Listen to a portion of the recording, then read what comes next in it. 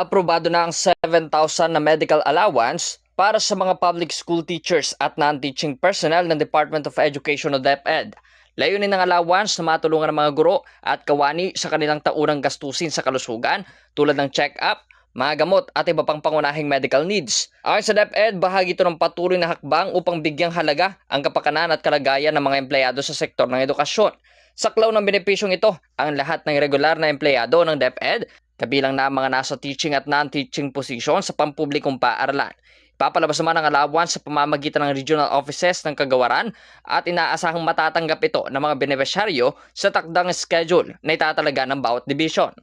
Pinaalalahanan naman ang mga kwalipikadong kawani na tiyaking kumpleto ang mga kinakailangang dokumento upang maiwasan ang pagkaantala sa pagproseso ng kanilang medical assistance. Isa itong dagdag na suporta mula sa gobyerno upang matulungan ang mga empleyado ng DepEd na mapanatili ang kanilang kalusugan habang patuloy na ginagampanan ang tungkulin sa pagbibigay ng dekalidad sa edukasyon. Para sa programang Bombo Reports First Edition, Patrol numero 4, Bombo Justin Ramos nag-uulat para sa number 1 and most trusted radio network in the country, Bombo Radio Philippines. Basta Radio, Bombo!